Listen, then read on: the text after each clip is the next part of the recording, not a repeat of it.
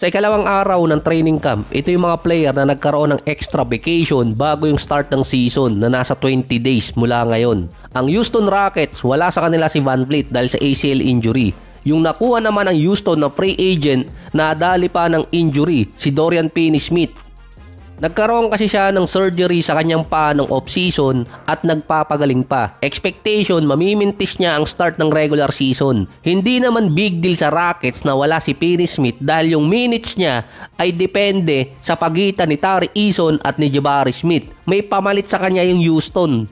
Ang sinay naman ng Golden State na si DeAnthony Melton hindi rin agad makakalaro sa start ng season dahil nasa rehab pa ng kanyang ACL injury. Nasa pang 10 or 11 buwan pa lang mula ng kanyang injury at nasa recovery timeline pa lang. Na-injured si Melton last November 2024. I-re-evaluate naman siya after 4 weeks at papatak din ng halos November yun. Doon pa malalaman kung makakalaro na ba siya or hindi. Last year, meron lang siyang nasa 6 games bago siya ma-injured. Nasa 20 minutes, 10 points, 3 rebounds at 3 assists. Nasa 40% sa field at 37% sa 3-point area. Nasa quality minutes at stats si DeAnthony Melton. Yun ang isa sa dahilan kung bakit siya ibinalik ng Golden State. May pamalit din naman ang Warriors sa kanya, si Podziemski at si Moody. Andun pa si Seth Curry na pinapirma din ng Golden State. Ang iniintay na lang si Bayao. Naglalaro pa sa ibang bansa si Damian Lee at hindi alam kung papipirmahin din para kumpleto na yung family. Sa Lakers naman si Maxi Kleber dadaan din ng MRI para makita kung gaano kalala ang nakuha niyang injury during training camp.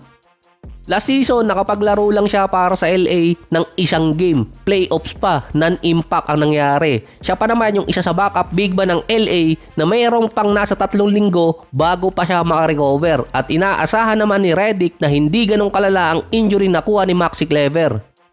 Si Gabe Vincent naman, injured ang tuhod habang nasa training camp. Pero base kay Redick, makakabalik naman siya agad sa practice. Itong training camp pa naman ang iniintay ni Luka para talaga makakabuo ng chemistry sa kanyang mga ka-teammate bago pumasok yung season.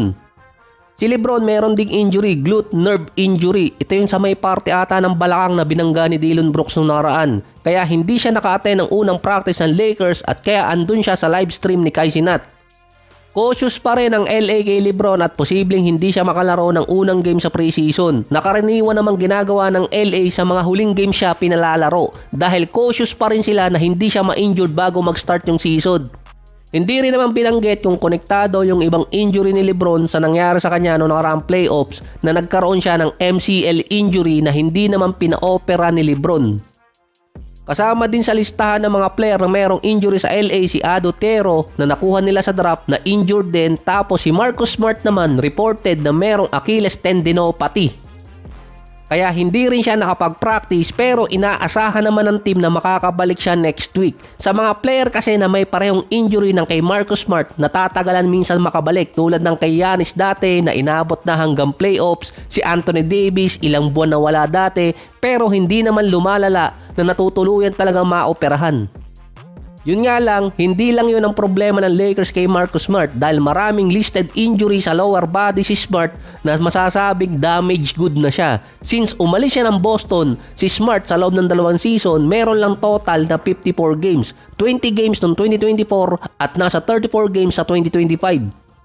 Si Austin Reeves naman walang injury na reported sa kanya pero mukhang may injured yung cap space ng LA dahil sa offer na $89 million na extension ni Reeves, nilinaw niya na malaki pa rin ang utang na loob niya kay Rob Pelinka dahil sa opportunity binigay sa kanya.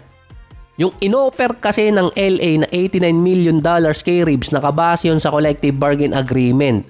Kaya walang magagawa si Pelinka na itaas. Sinabi kasi ni Reeves na hindi naman siya naghahangad ng tudamo na contract, hindi lang ito yung hinahanap niyang numbers. In short, gusto ni Reeves ng mas mataas na kontrata. Naglabas na kasi ng report na ang estimated contract na pwedeng i-offer ng ibang team nasa $40 million per year pataas. Pinapataas din kasi ang value ni Reeves papasok ng season. Pwede din makuha ni Reeves ang nasa $35 million next year. First time naman kay Kawhi in 2 or 3 years na during off-season hindi siya dumaan ng rehab para sa kanyang injury or kaya minomonitor ng doktor regarding sa mga injuries na nakuha niya dati. Ito ang first time din ni Kawhi sa 3 or 4 years niya sa Clippers na papasok siya ng healthy ang status niya. Hindi na siya minomonitor ngayon ng medical team ng Clippers dahil wala namang naitalang injury si Kawhi at fully recover na di umano papasok ng season. Ang iintay na lang kung makakalaro si Kawhi ng buong season until playoffs. Kasi sa traction ni Kawhi, merong mga games doon na nawawala siya kapag dumating na yung March or April. Hindi tulad last year na full health na si Kawhi nung bumalik at naituloy niya until 2026 season.